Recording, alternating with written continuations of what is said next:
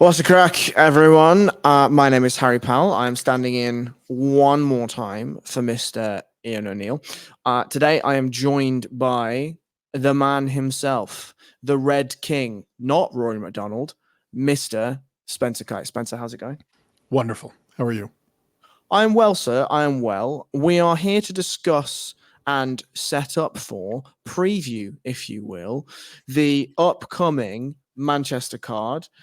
Co-op live, little bit of potential heat around whether the event was going to be able to go ahead in the venue. There was some weirdness happening with the venue when it first opened. Some shows were delayed, postponed, cancelled, all these sorts of things. It certainly seems as though UFC 304, headlined by Leon Edwards and Belal Muhammad, co-headlined by Tom Aspinall and Curtis Blaydes 2, is a thing. It looks like we are all set to go.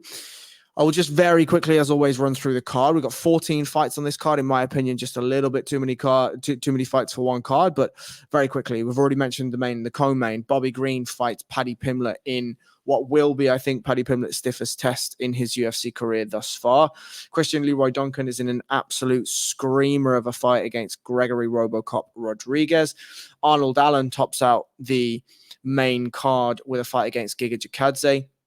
Mohamed Makayev, for some reason, isn't on the main card, but heads the prelims against Manel Cape. Nathaniel Wood, Daniel Pineda is a great fight. We then roll into Molly McCann versus Bruno Brazil. You can't have Paddy Pimblett on a card and not have Molly McCann on a card. Dem's the rules. Sorry, I don't make them. We start our first of the Irish contingent with Caelan Loughran fighting Jake Hadley in an Ireland versus UK battle. Mick Parkin fights Lucas Breshke. Oban Elliott fights Preston Parsons. I'm already tired having read out all of these names. Sam Patterson fights Kiefer Crosby in our second Irish representation. Shauna Bannon is our third Irish representation, and she fights Alice Ardelean. And then our curtain jerker for the night is Modestas Bukauskas versus Marcin Prachnio. And that is the setup, ladies and gentlemen. I've taken 45 minutes to read out every fight. We are good to go. Anyway, we will roll on. I will just correct you here, with all due love to the fine folks at Topology who do a wonderful job. The order that they list their fights in is not the order of operations for the evening. Okay. Mohamed Makayev and Manel Cape are indeed on the main card, which opens with Arnold Allen and Giga Chikadze. Nathaniel Wood and Daniel Pineda will close out the prelims. Just a little bit of housekeeping for you, if you will. So do we have a 6-fight main card?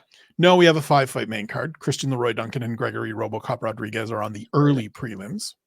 Wow. Yep. Christ, that's insane. I agree.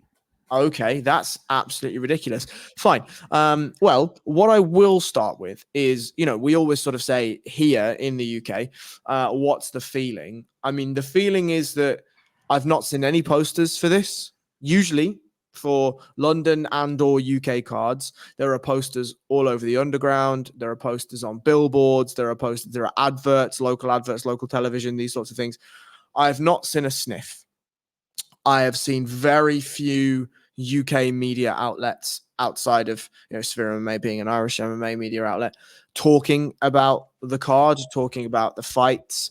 There seems to be more rhetoric around Tom Aspinall being the actual heavyweight champion instead of John Jones, more than there is talk about the actual card in and of itself.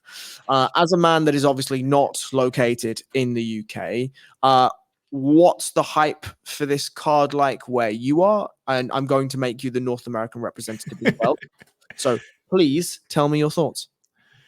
So I had the benefit of being in Denver a couple of weeks ago. And so when you're around fight people, you talk about stuff that's coming up, and the anticipation there amongst, friends, colleagues, fighters, whatever, is certainly high.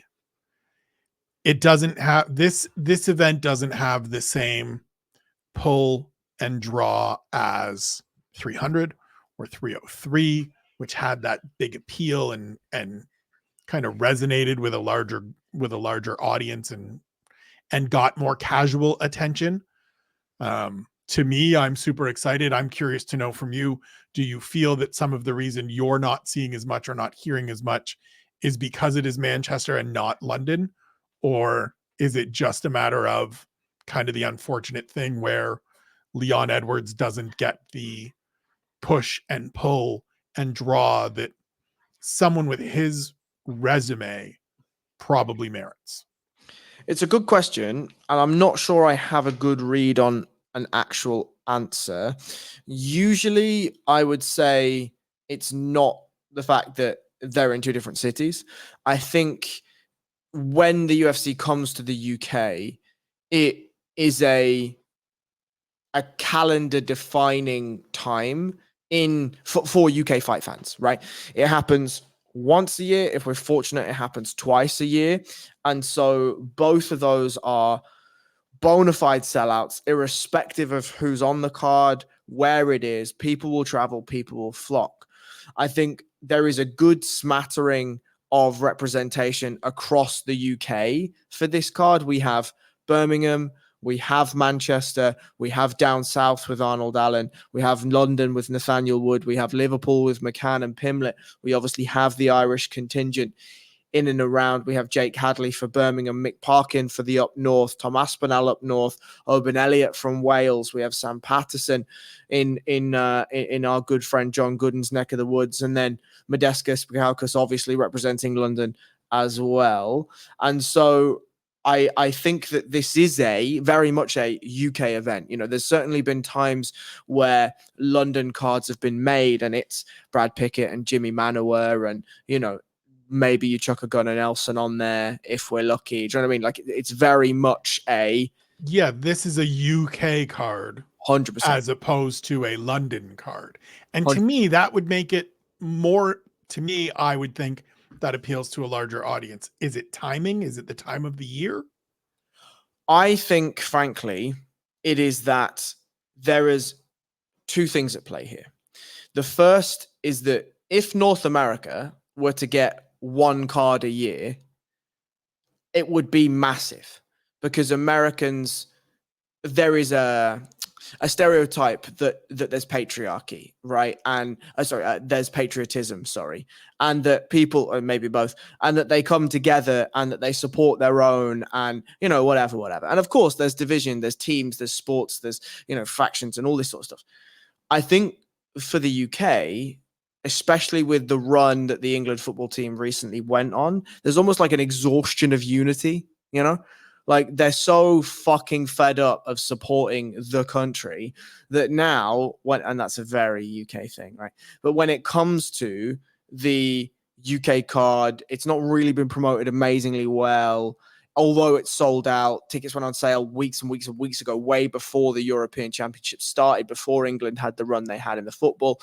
I just think people are like, they may not even remember they have tickets, if that makes sense, right? Like, no, that makes perfect sense. Of just the, like, we've gotten swept up in something else that we put all of our energy in. We also have the Olympics coming up in a couple of weeks that will require more of that patriotism, and so sandwiched in between is the one event that's coming. And I've got to ask this question because you were in attendance in Manchester the last time this happened. Do you think that the timing of it has, like, the literal timing of it has something to do with it as well? No, in that really UK fans don't give a fuck. And I think that they give a fuck in that they're going to complain about it, but they still bought tickets. The show's still a sellout. They're still going to turn up. And frankly, what happened for the Bisping Henderson 2 card was everyone was absolutely fucking wankered by the time the show started, which was around 11 p.m. Right now, what was strange was that, you'll know this, everyone listening will know this, there's a moment in a night out, in a party, in a pub, in a bar, in a club, whatever it is, wherever you are, that there's like that everyone reaches the apex of the mountain and then the room goes a bit stale. Right. And then when the room goes stale, you should have been home already. But if you're not home already, nothing good happens after that moment. Right. Well, that moment came when Mike Perry knocked out Danny Roberts. And that was like a fight into the main card. Right. We still had Gegard Mousasi to go. We still had Bisping Henderson to go. And so by the time that Gegard walked out, honestly, half of the crowd were asleep. or fighting. And then everyone sort of built to this second crescendo, this second wind, if you will, when Bisping walked out and the place was electric for him. But when you walked out into daylight after going in at nighttime, it was a very odd experience. So I think the fans, as long as they're in there and the venue is serving alcohol, the night will be fine. But is this a dampener on things? Sure, because again, what it is the UFC saying, yeah, we're coming to the UK, but when you're not the market that we're targeting to, you know, we're targeting that pay-per-view to them motherfuckers back home. And so there's certainly an element to that. Anyway, we'll move on to the main event. Leon Edwards, Belal Muhammad.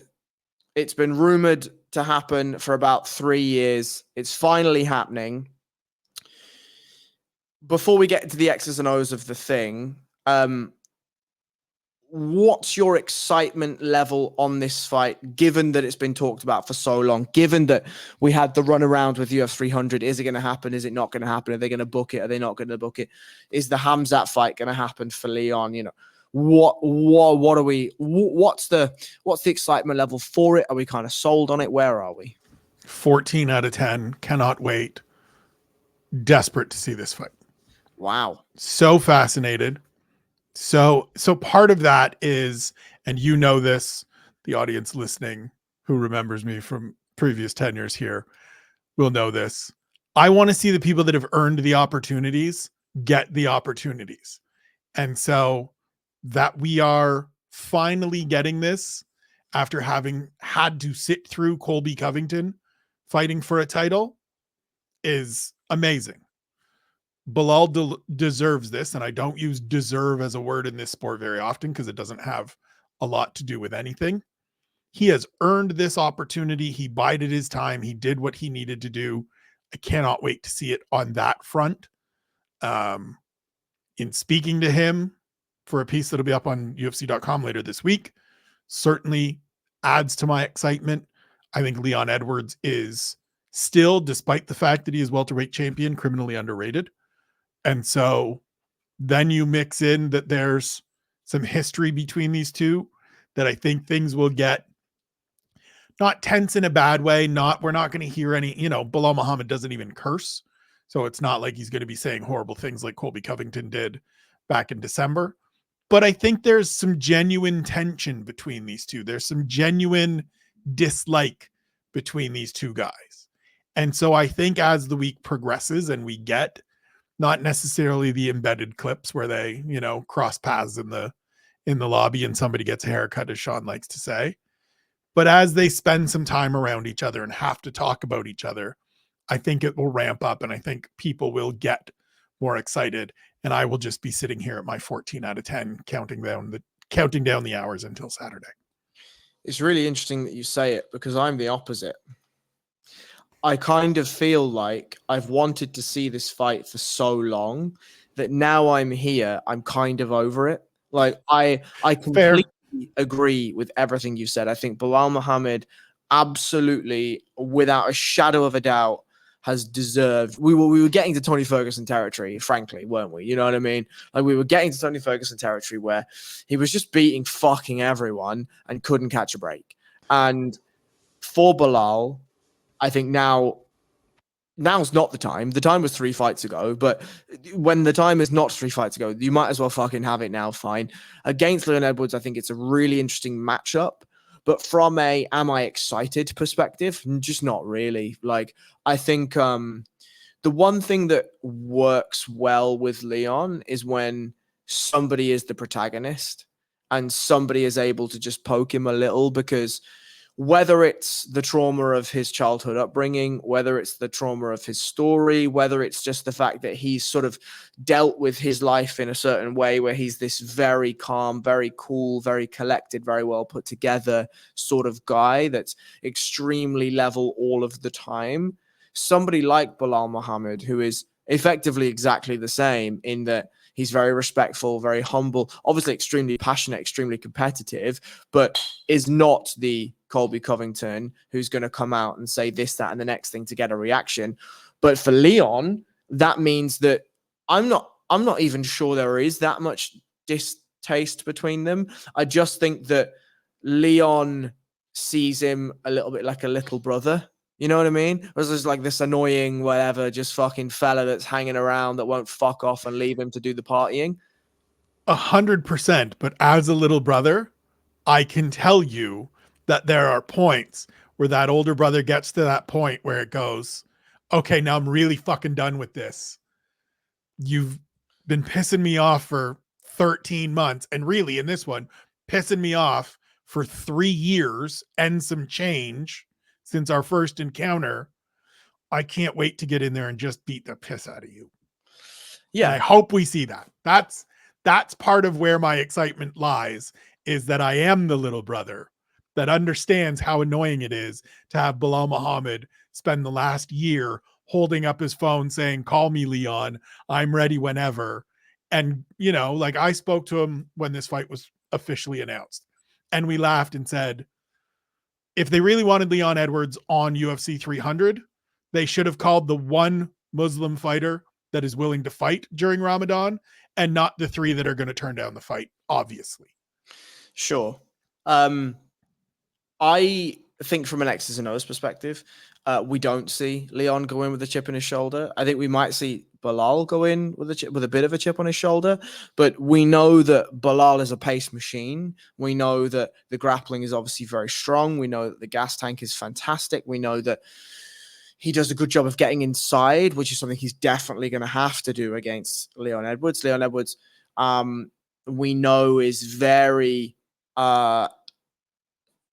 technically aware. He is extremely savvy in his range play. He's extremely savvy in the footwork game, has a super cultured jab, super cultured leg kick game, super cultured teeps. I think one of the things that's been a massive improvement over the last 3 to 5 years of Leon Edwards' career is the cage wrestling.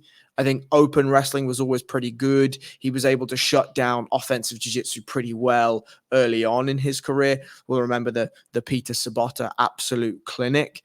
There's a name you haven't heard in a while. But I think here, the work that he has put in for Kamaru Usman, the work he's put in for Colby Covington is going to pay dividends here in the Belal Muhammad fight. And I'm very interested to see the game plans when we get to round 3, because there is a potential that Belal takes Leon down rounds 1, rounds 2, and just stays at the well. There is a potential that Leon does some excellent things, some counter things, some stuffing things, and Belal has to maybe conserve a little bit, because this is championship time now, right? You can't fuck this one up. So from a game plan perspective, from an sort of an iteration adjustment perspective, I'm very, very interested tactically in this fight. Do you have any specific thoughts on the way you think the fight will go? Yeah. I mean, as always in this, by no means is meant as a cop-out. I think there's a bunch of different ways it can go. I talked to Sean Madden today for the coach conversation, and we went over all of this, and he and I are, as usual, in pretty much lockstep in terms of assessments. I think there is an avenue where Belal Muhammad does Belal Muhammad things and grinds out some grimy rounds and some gritty rounds and just forces Leon Edwards to be more defensive than he would want to be, and it becomes a close, competitive, low action but very tense fight. I think there is the possibility that what we saw in the first 5 minutes that they've shared the octagon together is replicated, and Leon Edwards goes out and has a masterful performance and turns in one of those efforts that I think everybody's waiting for, of just come out and show us, right? Because the reign so far hasn't been definitive, right? He lost a bunch of the championship winning fight, and then he pulled it out with a minute left. He squeaked by in the rematch with Kamaru Usman. The Colby Covington fight isn't close, but it's closer than it felt like it needed to be. I think we could also get a fight like that where Leon Edwards is a guy to me that is happy to be 2 steps ahead of you where some guys are like, I'm putting some distance between us. And if he wants to put distance between them, I think he is the better fighter and has the more weapons and tools to do so. I think that's what we are going to get, but I'm really interested to see, because Belal Muhammad from second one is just coming after you. And I think Bilal's going to learn from that first fight where he was a little bit hesitant. He was a little bit timid, right? And let Leon dictate a little more than he has in any fight since, right? If you go back and look at that fight, he's going backwards. He gets caught with the kick against the cage, and it's a bad first round. Every fight since, he has been on the gas, and I'm putting this on you, and I'm making you deal with my weapons. I'm making you deal with my chief tool, which is this bottomless gas tank I have. And there's not, there's no big power. There's no big shots. It's just strangle you and drown you and suffocate you. He needs to have that on Saturday night in Manchester. And if he doesn't, I think Leon Edwards can have a really good performance. But this is why we got to tune in, because it could go any number of ways.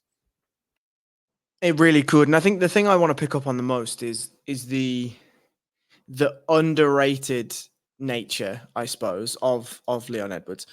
He is somebody that I think is very difficult to understand.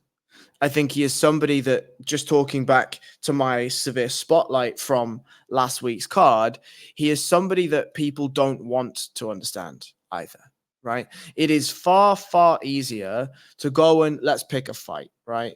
If we look at maybe Oban Elliott, Preston Parsons, maybe Nathaniel Wood, Daniel Pineda, those fights are going to be all action, start to finish. We're going, all gas, no breaks. We're fighting.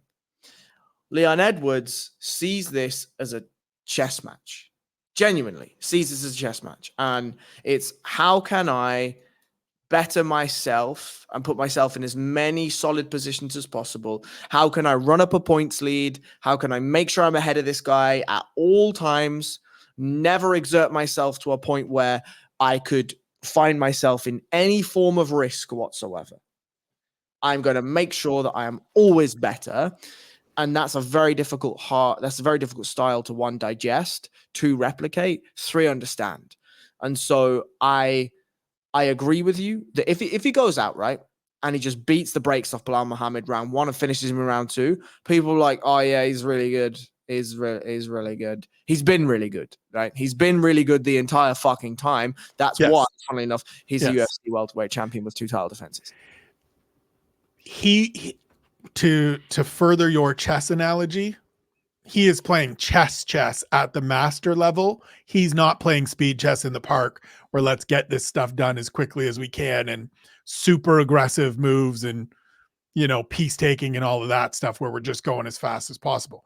It's ironic to me that the main highlight prior to the Kamaru Usman headshot dead was all the way back the Seth Baczynski win, because the rest of it is just really good, smart work. He's not a guy that's going out there looking for highlights. He's not a guy that's going out there looking to give you that Hyder Emil fight from last weekend.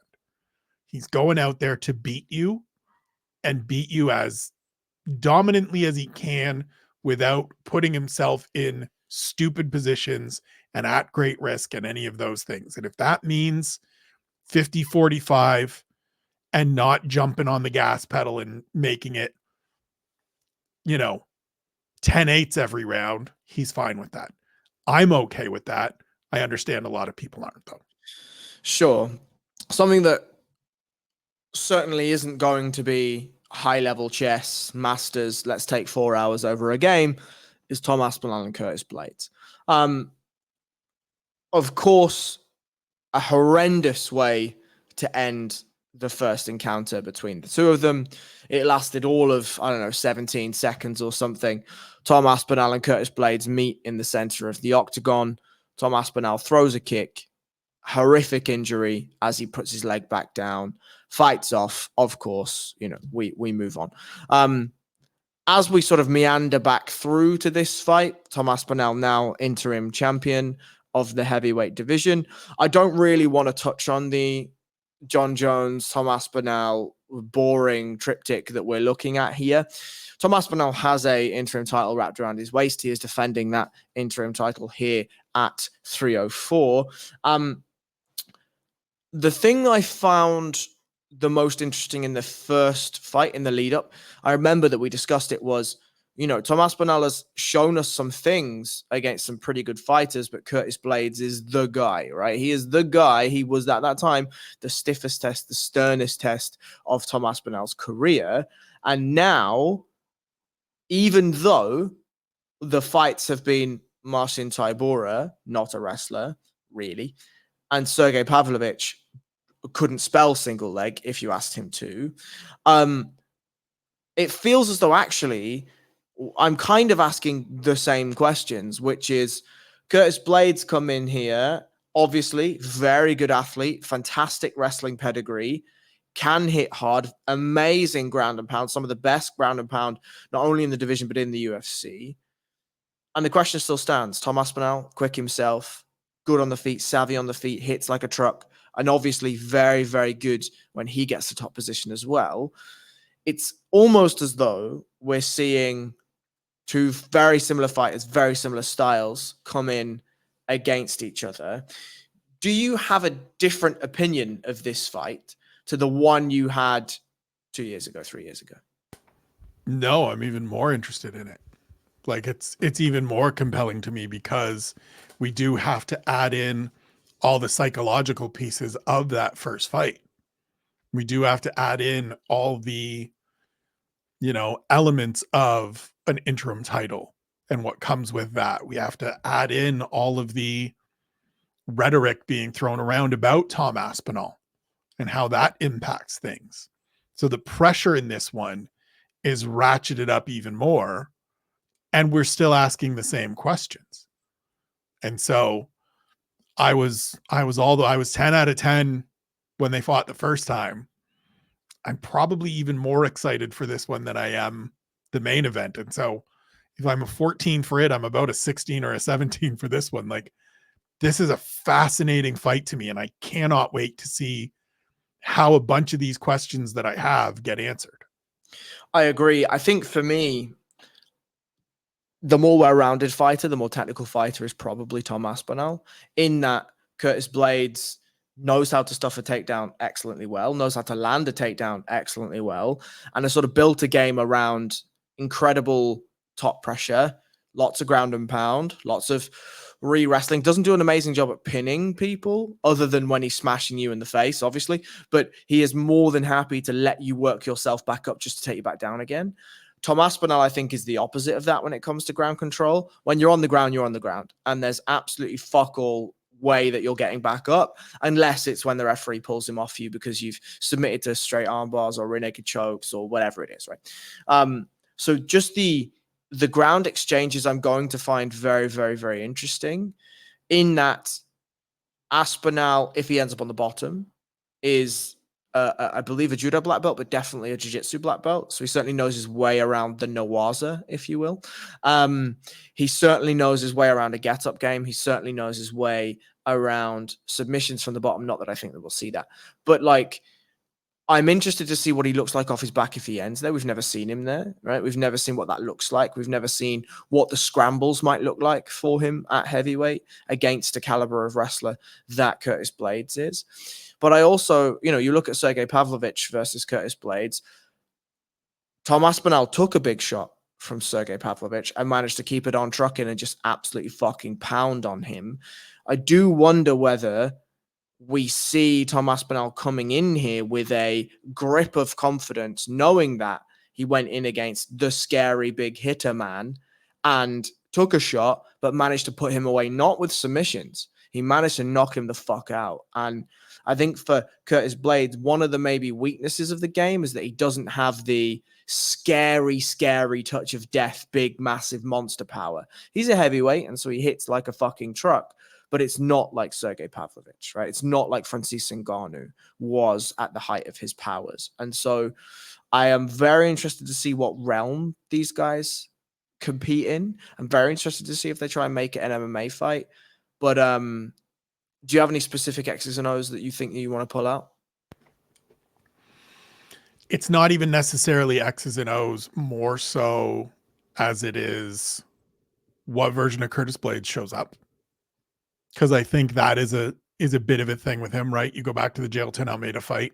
He looked sleepy in round one, and it looked like it was going to be, oh, Jailton Almeida is just going to wrestle him. And this is how it's going to go. Crazy. And then he woke up and he finished him. He, again, defensive wrestling and, oh, you're going to take me down and let me just bash you with these elbows. So if he turns up the guy that has looked very good at times, because there have been moments in Curtis Blaydes' career where he's looked like the genuine article. Now you got to go a little bit further back than I would necessarily like in order to get there. It's the, Alistair Overeem is probably the one that stands out the most, but Alex Volkov was a very good win, very dominant win over a very good fighter in that moment. And then for Tom, there's just like tactical questions and there's experience questions in a way. He's never been in the third round of a fight in his life. And so what's it look like if we get there? Because Curtis Blaydes is capable of taking you down and putting you on your back for 2 rounds. And then you're at minute 11 and you've never been there. And what's that like? And then what's that like when you're the champion and expected to excel? And you're the guy that they're saying is the heavyweight champion, never mind John Jones, and all the different stuff that comes with it. So for me, it's almost less of the X's and O's that I'm interested in, because I think there's some element of heavyweight MMA where as skilled and as diversely talented as these two guys are, it can't always be the Pavlovich fight. It can't always be, and each of them has faced Sergey Pavlovich, and it hasn't gone out of the first round. It can't always be that. It can be deft grappling and amazing execution and technique, but it's the ephemeral stuff to me that is most compelling here, of what goes through your head when you're standing across the cage from a guy that, if you're Curtis Blaydes, I already beat this guy. Did you though? Or you're Tom Aspinall and it's, Jesus, the last time I was here, I blew up my knee. And then your knee sort of gives you that residual little ghost tickle of, hey, remember me? I remember that guy. Kicked him in the leg once, and then I went to step backwards and I exploded. There's just all this. This is one of those intangible things that Sean hates us talking about that I'm fascinated by this time. I agree. We are going to find out on Saturday evening / morning. Let's move on to what's been dubbed as the people's main event. I'm going to open the floor up to you immediately as somebody that has had a relationship with Bobby Green, has talked to him a number of times. Bobby Green versus Paddy Pimblett. I guess I'll set the scene that I think this is the toughest test of Paddy Pimblett's career. I certainly think there are ways in which Paddy Pimblett can win this fight and look good doing so. I think, though, my initial thoughts are that Bobby Green is very unorthodox. He hits quite hard for a 155er. He talks a lot of shit, right? Which is usually Paddy who's doing that to other fighters, not the other way around. And there is a confidence in Bobby Green that resonates of a man that knows who he is, knows what he's doing in the fight game, and is pretty comfortable doing it. Thoughts? So I'm going to start by asking you to just show some goddamn respect and address him by his name. King Green, officially changed. No longer Bobby.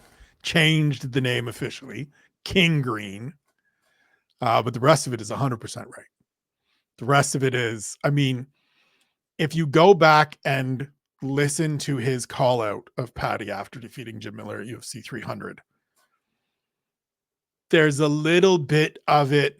Bobby Green is a big respect guy. Like, shouldn't be a surprise to anybody. Shouldn't be a shock to anyone. He's a big respect guy. I remember talking to him before 300, mentioning to him something Jim had said about not being kind of not really wanting that fight booked again. They had fought 3 times. They had been booked 3 times in the past and at different points it didn't come together. And he was like, Jesus Christ, like there's got to be someone else. This one just feels screwed up and it's not going to happen. And just that thought pissed Bobby Green off to the point that he was like, I'm going to make him pay for that. So when you go and listen to him say, I'm coming to your neck of the woods and you shouldn't have spoken my name, it's not just, I want to go and fight this kid and it's an interesting fight. It's, I want to go and teach this kid some respect. And Bobby Green's not necessarily the guy you want coming at you that way if you're Paddy Pimblett, where we've had all of these questions, right? It's been a lovely run. It's been a great show so far. It's going to be terrific when he bops out to the cage. We're all going to love it. It's going to be good times.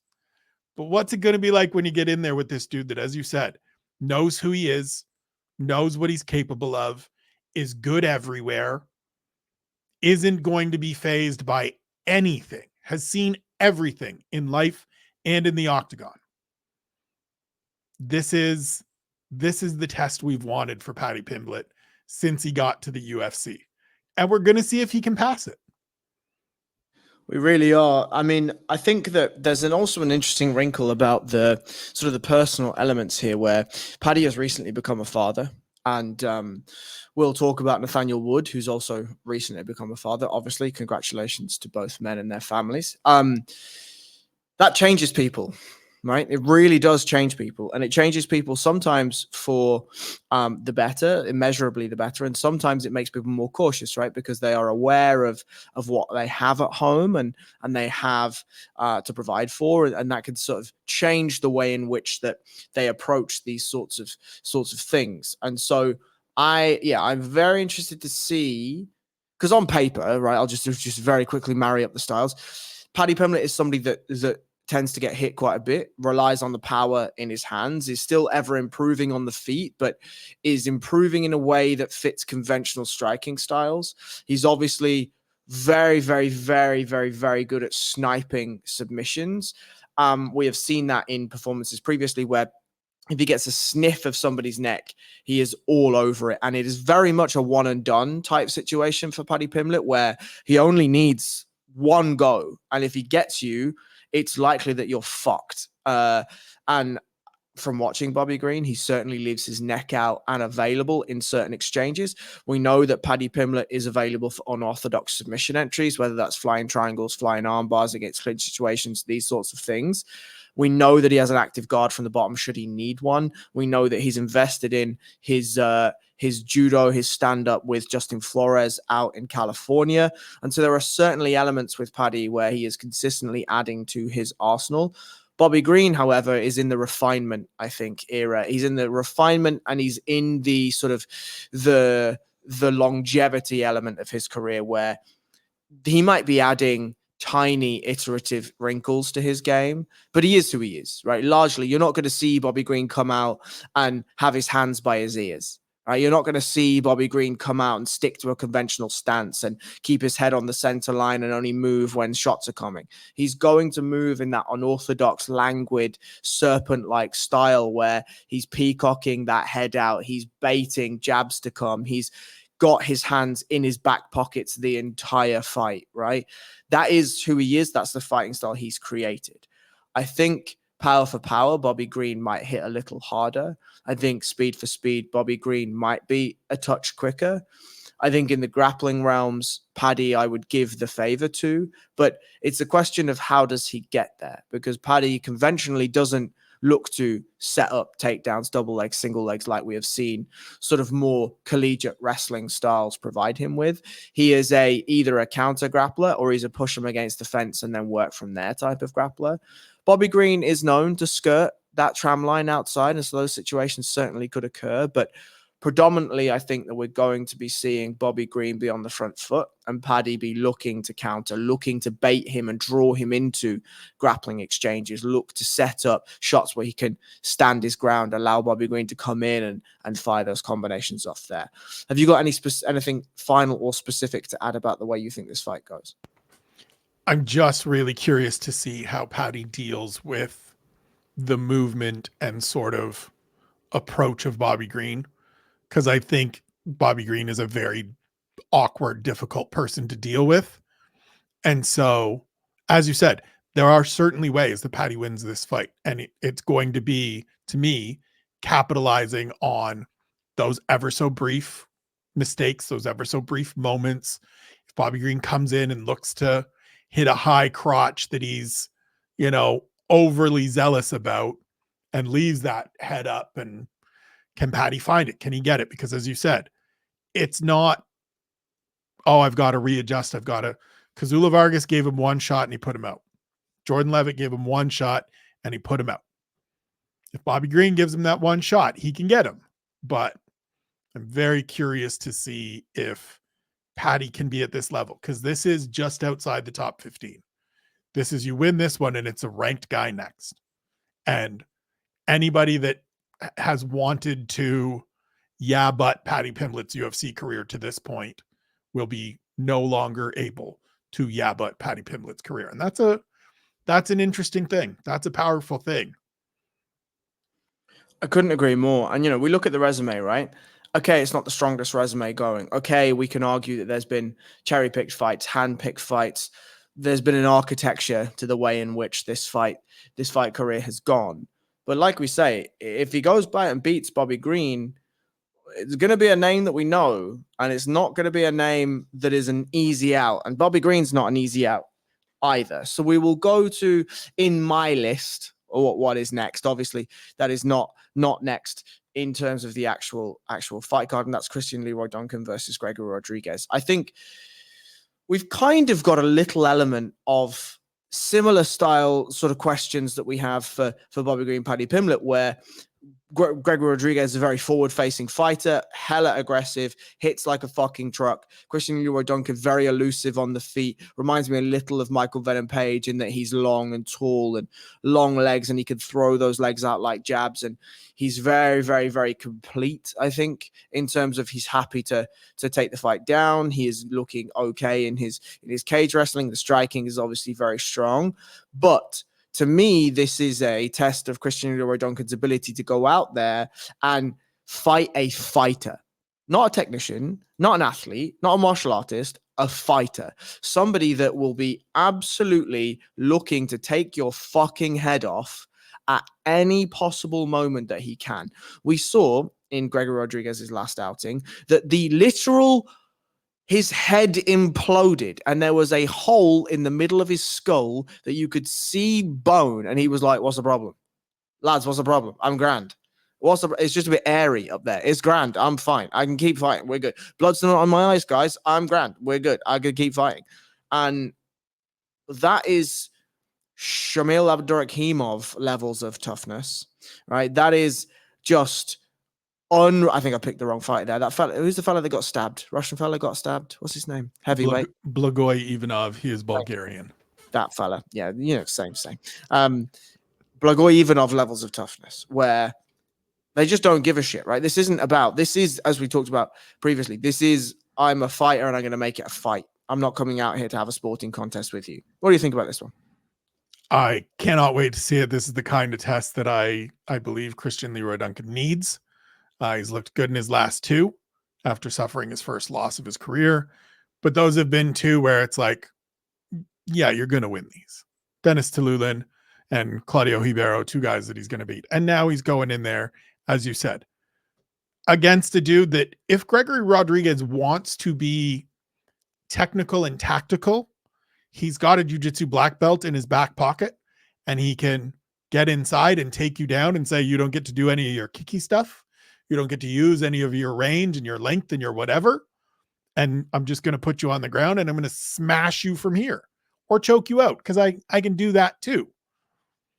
I think he will also, I think the more likely is that he will say, you go ahead and do all your kicky stuff. I'm going to just wade through it and punch you in the face and see how you react. And now Christian Leroy Duncan didn't react particularly well when Armin Petrosyan wanted to work in the clinch and threw some kicks back at him. Has he grown? Has he developed? I would say probably yes.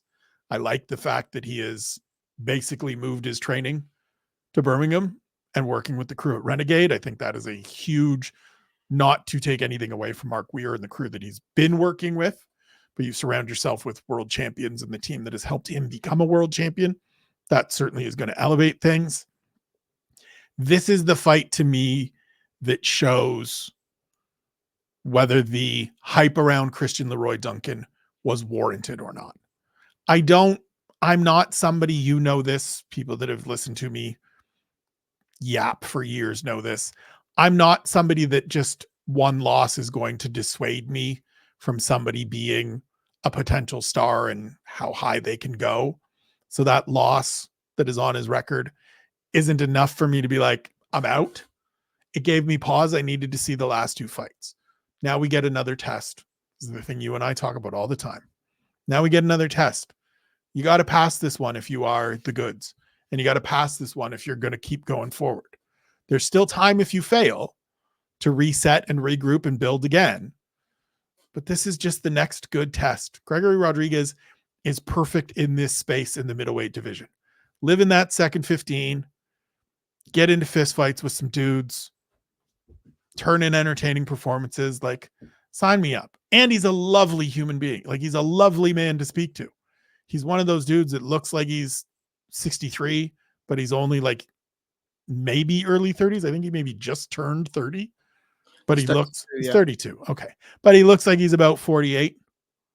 Like, you could tell me that dude's in his mid 40s and I'd be like, yeah, I can see that. It's crazy. And as you said, we saw him get split to the bone right here in the middle of his head and go, yeah, put some Vaseline in there. Like, I have to go fight this man.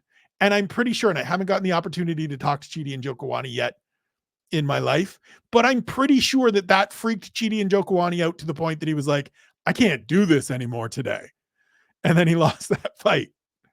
And I fully understand that. And it has endeared me to Gregory Rodriguez ever since. 100%. We'll roll on to Arnold Allen, Giga Chikadze.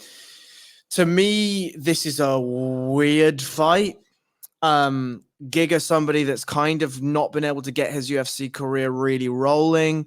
Time spent inactive. Arnold Allen, just horrific when it comes to call-outs, right? Just awful. Like, was riding a 10-fight winning streak in the 145-pound division, which is absolutely unheard of. And, in his big call-out opportunity, the big one, acted as if his mother had asked him to come home for tea. He just picked up his ball and said, yeah, cheers, lads. I've got to go. My mum wants me for tea. It's 6:05 or whatever, And we are where we are with Arnold Allen. I think this specific matchup is interesting in that Giga Chikadze, big long legs, big kicks, massive kicking game, really wants to work from the outside. Arnold Allen is the opposite. He wants to work on the inside.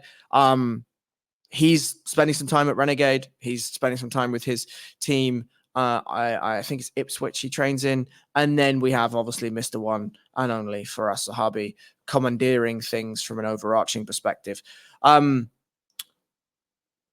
don't want to dive into the X's and O's of this fight. I think it's relatively easy to see where the battles are going to be fought. But what's your opinion of Arnold Allen divisionally now? Must win.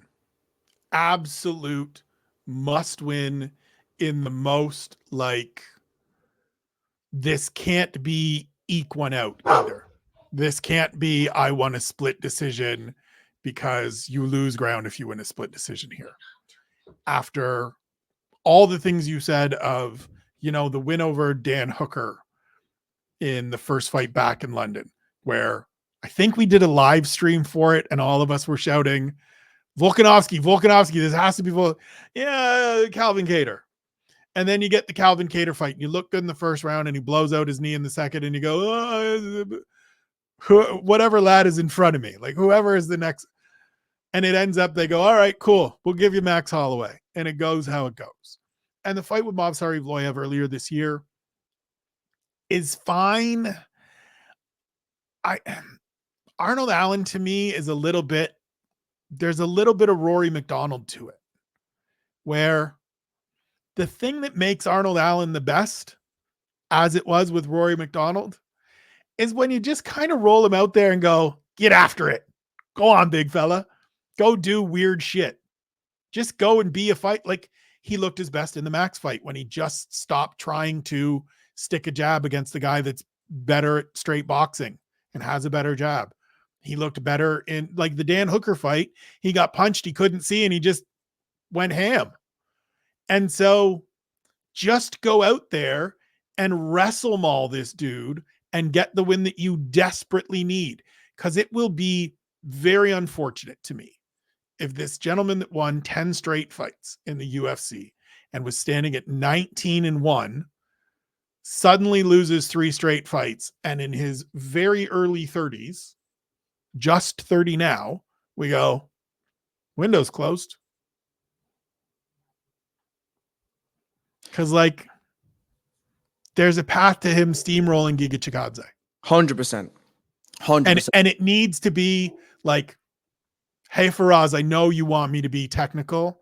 I know you want me to be real smart with it and real, like, work behind the jab and, you know, real bladed and all of this stuff. Big, strong boy, go smash. That's it.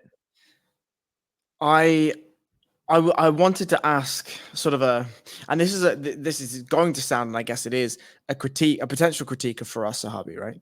Look at the fighters. It's fine. You can come and help me get kicked out of my country.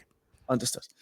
Look at the way in which some of the stable of fighters, they fight in the same way, right? The philosophy is so strong at TriStar that it is the jab has to be perfect, the footwork has to be good, everything's going to be technical. We're working behind this Thai style. And then we add the elements of who you are on top of that. Stevie Ray adopted that style. Obviously, the Red King adopted that style.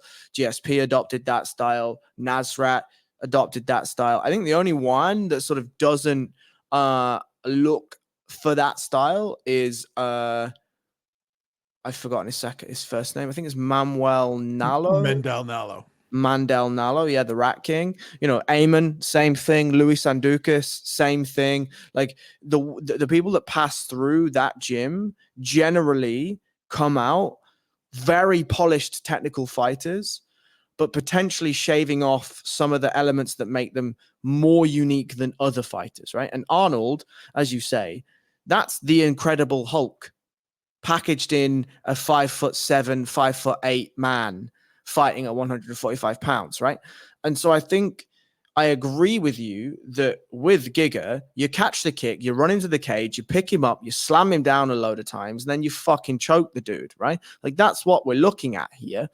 And I am unsure as to whether, unless adversity is placed in his position, similar to a broken orbital or an eye poke punch thing that happened against Dan Hooker, whether we will see Arnold Allen say, fuck, I'm just going to have to do Arnold Allen things. And I just don't know. But I agree implicitly with you that 10-2 in the US, 11-2 in the UFC is a very, very, very, very good record. And even, frankly, 10-3 in the UFC is a fantastic record.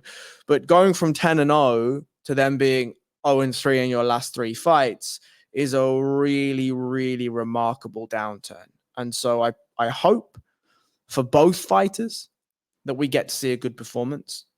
And for Arnold Allen, obviously, hopefully he gets what he wants. Muhammad Mokaev, Manel Kape is maybe the most intriguing fight outside of the 2 title fights I have on this card. To me, it's like this.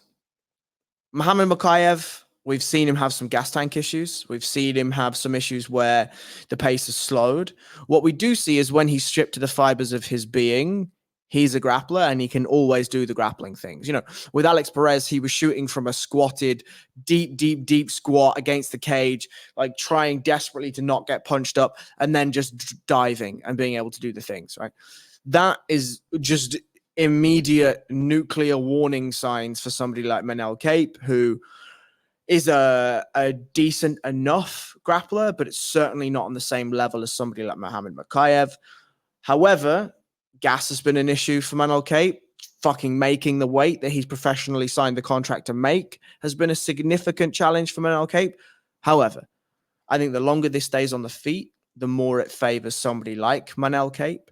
The speed, the movement, the athleticism, the creativity on the feet is absolutely sublime. I think my only variable that I will add into this before I chuck it over to you is you mentioned about Curtis Blaydes. Which one turns up? The biggest variable for me, for Manel Cape, is which one turns up. Because Makayev, win, lose, or draw, he's tough, he's gritty, he's going to happily take a leg break in order to not tap against Jafel Filo. He is sometimes on, right? And sometimes looks wicked when he's on. And sometimes he's a bit off and he fucks around a bit too much and he plays a little bit too much. And, you know, he toys with his food a little bit before he starts to really amp it up. But there is a base level of consistency there that we have come to grips with somebody like Muhammad Makayev. Manel Cape is a yo-yo. Yeah. We know absolutely baseline of what we're getting from Makayev. And that is a very good fighter. Sometimes it's great. Sometimes, as you said, it's, you know, the Malcolm Gordon fight where he fucks around and Malcolm Gordon gets his back and we're like, Jesus Christ, is this kid going to lose to Malcolm Gordon?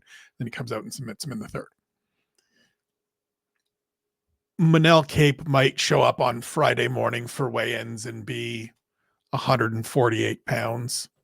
He may turn up on Saturday night and decide that he wants to dribble a phantom basketball more than he wants to throw punches. He may turn up and decide he wants to be the greatest flyweight on God's green earth. I got no clues. I wish he was a more serious person. I wish he was a more serious professional, because talent-wise, it's next level. Like, it is championship level. But we are now 3 full years removed from his arrival in the UFC. I spoke to him before his debut, which was against current champion Alexandre Pantoja. And he said, within a year, I will show all of these people that I am far and away the best flyweight on the planet. We're 3 years in, bro, and you're not even, like, you haven't been able to make it near a title shot yet because you fuck around a bunch and you want to get mad at Kai Kara-France for not taking a fight when he's concussed and things happen and stuff like that. And then you play around with Felipe Dos Santos, Felipe Daytona a little bit too much.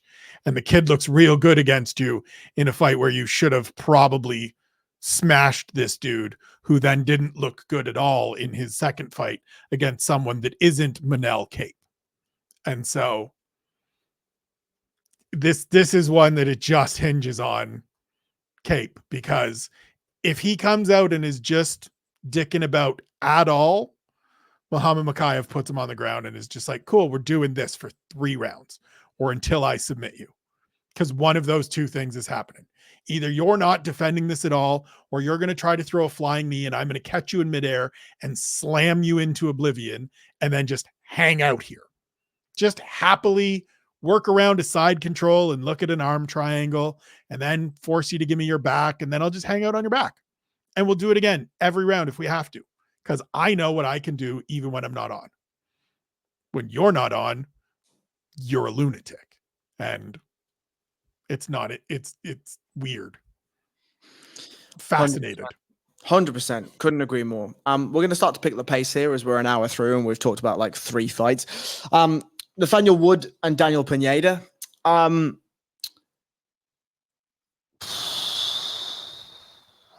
This is a fight that Nathaniel Wood should win, right? This is a fight that's certainly in his wheelhouse.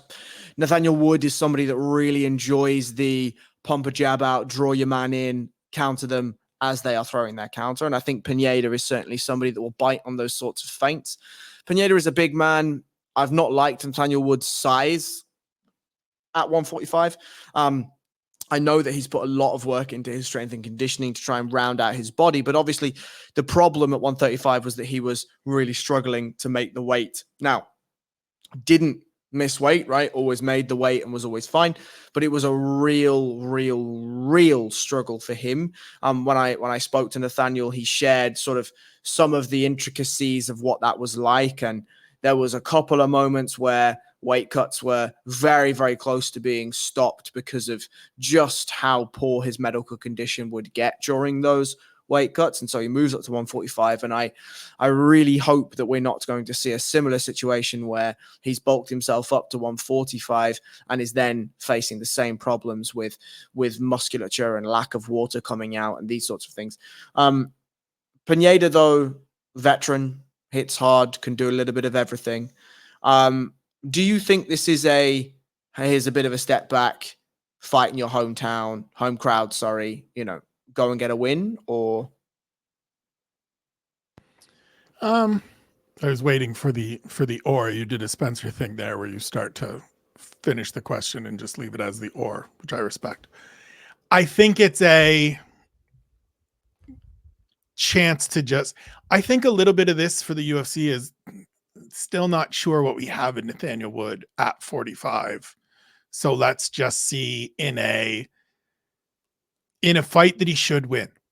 You should, if you're a guy that's going to be in that second 15 and try to make a push for the top 15, you should beat Daniel Pineda. And the fact that it's home country, home soil, all of those things should certainly add to it.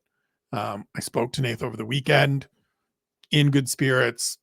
All the concerns you have about size and does the weight cut get, there were no indications that any of that is there. He says life is grand at 45. Fighters do say things though. And so I'm really curious just to see, you mentioned earlier that both he and Patty welcome children. I know his daughter is going through some health issues.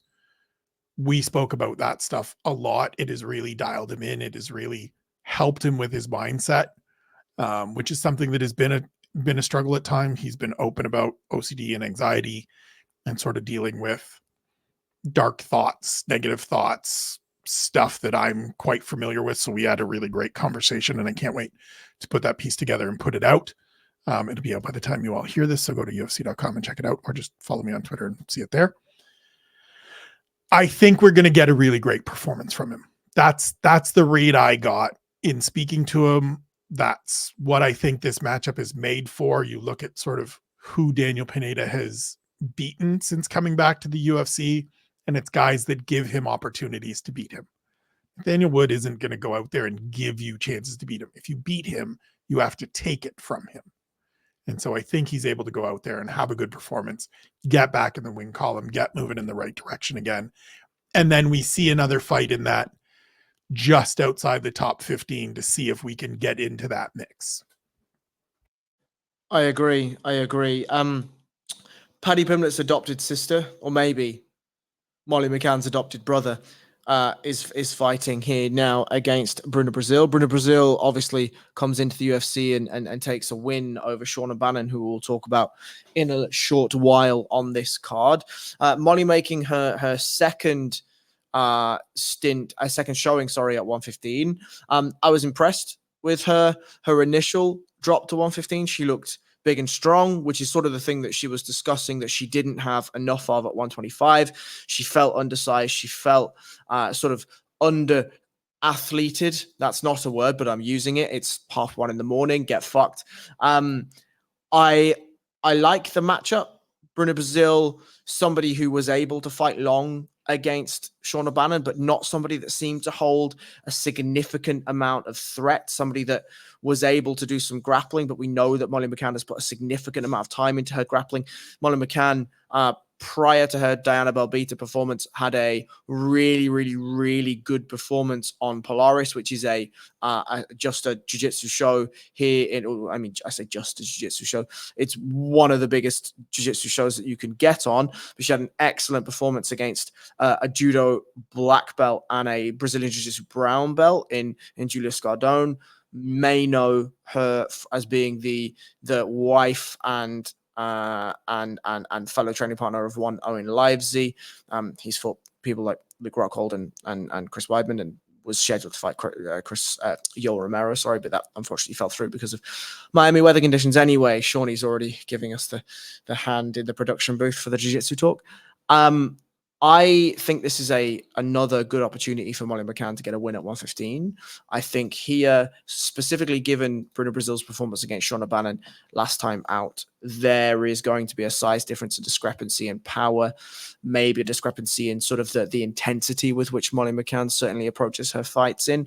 And this is another opportunity, I think, for her to make good on that 115-pound move down. Do you have any supporting or adversarial thoughts on that? Yeah, I think it's you just look at the two fights that Bruno Brazil has lost in the UFC and deploy that similar sort of approach if you're Molly McCann. The first is to Denise Gomes, who is power, power, power, come at you, give you no space, right? We always hear it, crowd the kicker, the person that wants to use range, don't let them use range, don't yet let them use length. And then earlier this year, Loma Lookboonmee did the same thing. Great. You want to be out here in space. Well, I'm a Thai fighter. I want to get inside. I want to clinch. I want to wrestle. I want to grapple and neutralize all these things. And I think Molly has the ability, as you said, she was being out athleted at flyweight.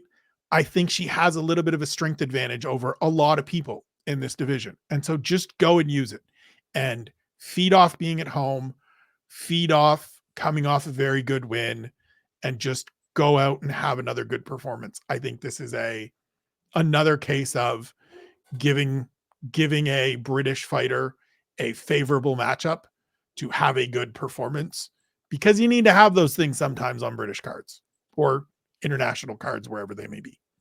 I agree. Somebody else that's going to be desperate for a good performance is going to be Kalen Loughran. Equally, his counterpart, Jake Hadley, is going to be looking for just as good of a performance. Kalen Loughran was scheduled to fight Roman Tavares. However, Tavares has had to pull out, unfortunately, from this one. This was in the lead up. Kalen Loughran was talking with a lot of respect for Roman Tavares, saying that he was a good fighter, somebody that he liked, but he had a feeling that Roman Tavares is not going to make the walk. Jake Hadley, local to Birmingham, not a far trip to Manchester, maybe an hour, 45 minutes on the train, something like that. Not a far fly for him. What it does tell me, and this is sort of an underlying thing, is that Jake Hadley has been in shape for this one, right? I know that Jake Hadley walks around quite large for the weight. And so this tells me that he has been in shape, ready for fights, which is a very, very promising thing. Jake Hadley, obviously, not getting the results that he has wanted in the UFC as of late. A loss to Cody Durden. I think we know exactly what that looks like in terms of, divisional relevancy. And equally, you and I are both very high on Charles Johnson. Very, very, very good sort of a litmus test for this division. He takes the fight on short notice. Kalen Loughran, as we know, very stocky, very staunch in his stance, likes to throw massive shots from just outside that pocket range. Doesn't move his head super well. And so hopefully Jake will be looking to counteract those sorts of movements. But the thing I'm interested in the most is the grappling exchanges here, right? Both want to be in top position. Both want to be dominant in the grappling exchanges. And for me, this is really going to come down to, I think Kalen Loughran is a very powerful, very stocky, very strong individual. Jake Hadley is a far more agile, far more nimble, far more movement-orientated fighter. And so I think the thing that I'm most excited about here is the grappling exchanges. What do you like about this fight? I like that Jake Hadley took this fight. It tells me exactly like you said. He was in shape. There's a little bit of a sense of urgency, I think, of, okay, I'm on 2 losses and it hasn't necessarily gone the way that I wanted. And I didn't endear myself to the UFC when I was on Contender Series and I lost my debut. And so let me get back in the good graces and be ready to go and go out and fight this guy. And it's close to home and all the things that work in my favor. This is an opportunity to me more so for Jake Hadley than it is for Kalen Loughran, because if Kalen Loughran goes out and wins, then it's, oh yeah, well, grand, you beat a flyweight who just pumped up for the week and bumped into the cage. This is a chance for Jake Hadley to go out and use that movement, use that fluidity, use the full depth and breadth of his skill set, which we haven't necessarily seen in the last couple. We certainly haven't seen in the last couple fights, but we haven't even necessarily seen the totality of it in the UFC yet, because the win over Malcolm Gordon was hella quick. And the win before that was just Jake Hadley being able to do Jake Hadley things against somebody who was better than. And so go out and target this man's big head that is going to be on the center line. And then when he gets hurt, do some spider monkey stuff. For sure. Talking of somebody with a massive head, there's two of them, Mick Parkin and Lucas Brzeski, coming in for a heavyweight fight. I think, look, there's been some talk, I think, rumblings about Mick Parkin and the matchmaking, and Lucas Brzeski coming off losses to Carl Williams, Martin Badai, and Waldo's Cortez Acosta, and then picking up unanimous decision over Walter Walker. I think it's fine. Mick Parkin is 9-0, right? I don't think there's any need to rush him. And equally, let's say you do rush him and he does get up to the top of that division. Well, it's his teammate that's there. Like I can't see that happening, right? I can't see them fighting, even if they were like 1 and 2 in the divisions. I just don't see that that's going to be a thing. I think it'll be very similar to Merab Dvalishvili and Aljamain Sterling, where they will just refuse to fight each other. And, I have respect for that. I'm certainly not mad at that. Do you have any specific thoughts about this? I think for me, before I jump in, before I allow you to jump in, I think Mick Parkin needs a performance here. Like, we have seen him be conservative, lovely behind the jab, do the takedown things, but it's similar to the Leon Edwards in that he's fighting well. He's not getting himself out of third gear. He's making sure his gas is always in check. He's ready to push the pace if he needs to, but doesn't ever quite do it. Lucas Brzeski is certainly somebody that he could do that against. 100% agree. I like Mick Parkin. I like him as a prospect. I like him as a guy that give me the next 2-3 years to see him continue working. Trains with Phil DeFries on a day-to-day basis, which is a great person to train with. They jointly go up and work with Tom Aspinall and the crew at whatever it is, the Jim King joint that they've got up there in the Atherton area. Exactly what you said. There's no reason to push him. I'm fine with this matchmaking. Lucas Brzeski is another test. He's another interesting sort of, he's going to do a little bit of everything. Kind of hard to get out of there if you're not a power hitter like Waldo Cortez Acosta was. And so I do think we need to see a little bit more, but I also like, if this is just another decision win, working behind the jab and some takedowns, I'm fine with that. He's a 28-year-old heavyweight. Like, we got 43 years with him. For sure. Yeah, for sure. Somebody who I think doesn't necessarily need a performance, but just needs to go out and win is Oban Elliott. Oban Elliott, I think, when he had his performance against Val Woodburn, he took some flack for that performance, right? It wasn't the performances we were necessarily used to seeing in Cage Warriors, the George McManus fight, the Matthew Bonner fight, and even the, going back to the Mike Figlak, James Lilly fights. He was just an absolute hitter, right? Would go out, scream people down, and just look to finish them with absolutely any opportunity he could. He comes out against Val Woodburn and just wins, right? Just wins and is smart in his winning. Preston Parsons, I think, is a potential banana skin here. Preston Parsons is a big man, heavy man, strong man. And I go out and I look at the performance he had against Matthew Semmelsberger, which was really a mentality win over anything else, right? It was such a good performance in terms of his ability to take everything that quite literally a human semi-truck, I know that's his nickname, but literally he looks like that, right? And he went out and he just said, not today, dude, just not fucking today. You can be as big as you like. You can be as strong as you like. You can be as aggressive as you like. You're just not beating me today. And Oban Elliott, I think, is somebody that is fine being the nail, but we've not yet see him be the nail and then turn it around and manage to become the hammer. And this to me is one of those tests. Is, of course, if Preston Parsons isn't on, then Oban Elliott generally is on every single fight. And so we have that consistency there with him. But this is a potential banana skin for me. You? And so it's interesting. I don't have the relationship with Oban Elliott that you obviously do, watching him in Cage Warriors and all of that. And so he's someone for me that I've yet to understand the hype. I've yet to really understand the groundswell of support. The performance on Contender Series was certainly gutsy, and I'll give you full marks for, tenacity is always a thing I'm interested in and looking for, and great. But as you said, the Val Woodburn performance wasn't anything to write home about. There, and then you get on the mic and you Welsh Gangster and Chael Sonnen and all of this, and it's like, I've seen this a lot. Give me something new. Give me a reason. I think Preston Parsons is an underrated dude. As you said, the fight against Semi is a very good performance where it's, I'm smarter than you. I've got more tools than you, and I'm going to use them all. I'm not going to get drawn in to your bullshit where we just throw haymakers and I give you opportunities to hit me with big shots. Let's see what Oban Elliott can bring to the table. I'm curious because I know you guys are all high on him. I know there's a lot of people that think highly of him. I think highly of Richard Shore's coach and the crew that they've sort of assembled and what they've done. And so this is another one of those ones for me where it's, okay, let me see, let me get another read. Let me find out why everybody supports this dude. Indeed. Sam Patterson and Kiefer Crosby are in a 175-pound fight. Kiefer Crosby is in absolute desperate need of a win here. Did not look good against Kevin Jousset. Did not have a performance that he was proud of post-performance.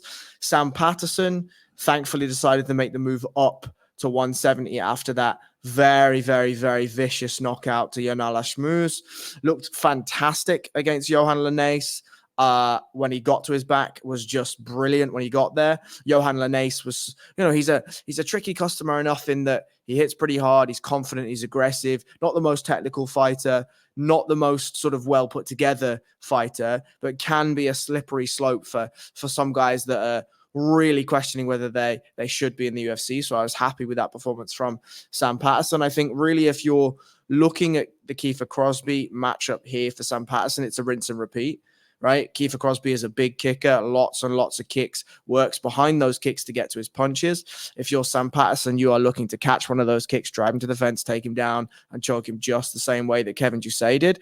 I think for Kiefer, though, the interesting elements here are that we've got a long man, and the long man means that he's going to try and fight at his range. And if we crowd him, we could crowd him well, and then we can land those big kicks, those body kicks, those big right hands, and these sorts of movements. So I'm interested in it for both guys. It kind of feels like a must win for both guys too. Like Sam Patterson, okay, he's coming off a win, but it's I really need to establish myself in the UFC. I need to establish that I belong here. I had a good performance on the Contender Series, but now I really, it was a hellacious, horrific knockout in his actual full Endeavor debut. Goes out, looks good against Linnaeus. Kiefer Crosby is a similar enough matchup, I think, to Linnaeus. And for Kiefer Crosby, obviously, the necessity for a win is quite clear. What do you think? Yeah, it's certainly a cement yourself performance opportunity for Sam Patterson, right? Go out and show me that, again, and this is never fair to do because you can only fight the guy that you fight, and you can only fight them in this space that you fight them. But Johan Linnaeus is no longer with the UFC. And so people will say, well, you beat a guy that, you one win in 6 tries in the UFC. And so, of course. Okay, but if you go out and submit Kiefer Crosby or have a great performance against Kiefer Crosby, that then tells us a little bit more and shows us a little bit more. For Crosby, this is, and I hate putting it this way, this is just a fire signing. This is, he got the big push because there were a few wins and he beats a UFC vet coming out of right after he leaves the UFC in Alex Oliveira. But Alex Oliveira left the UFC on a really gnarly run and didn't do a lot since. And so this is now, you weren't proud with the first fight. And sure, it was relatively short notice and it's in Sydney and it's the other side of and all the different things. They're not excuses. They're explanations. I get it. This one's relatively close to home. You've had a lot of time to prepare. You know who the guy is. Show me something. Come and show that you do in fact belong here the way that you said you belonged here. Show it. And it's hard to do. This is one of those fights, and this is a thing that we don't talk about enough, I think. Being here is difficult. Not everybody deserves to be here. Not everybody is capable of staying here. You and I have talked about it with Reese McKee many a time. Reese McKee is a phenomenal fighter in Cage Warriors, and he is winless in the UFC. Sometimes that's just how it goes. Kiefer Crosby, are you somebody that is phenomenal on the regional scene and just not able to do it in the UFC? Or are you somebody that can show us on Saturday, no, I'm here and I'm going to get some wins and I'm going to stick around? Absolutely. We will move on to, again, another sort of a must-win for performance for both fighters. We're looking at Shauna Bannon and Alice Ardalian. Shauna Bannon coming in here, a disappointing performance against Bruna Brazil, did not get going in those first 2 rounds by her own admission. Third round looked like she had upped the gears a little and started to have some success, but it was just too little too late. Comes in, nice card placement. Carrying a lot of, not hype necessarily, but she is a fan favorite back home in Ireland. A lot of that has come from her relationship with the media. She knows exactly what she should be doing with the media. She's built a fantastic relationship up with Ian O'Neill here at SevereMMA. They have had bountiful conversations, very open, very honest conversations. If you haven't seen those, please go check those out. I think here, Shauna coming from her TKD background, Shauna coming from a good team, solid team, we need to see a big performance here from Shauna Bannon. At 30 years old, at 5-1, the time is now if we are going to see it. It is a good opponent choice for her. What do we have thoughts on both of these women? I mean, you're 100%. I don't think there's any pressure whatsoever on Alice Ardalian taking this on short notice, jumping in. Like, sure, it's several consecutive victories, but like beating nobody, facing nobody.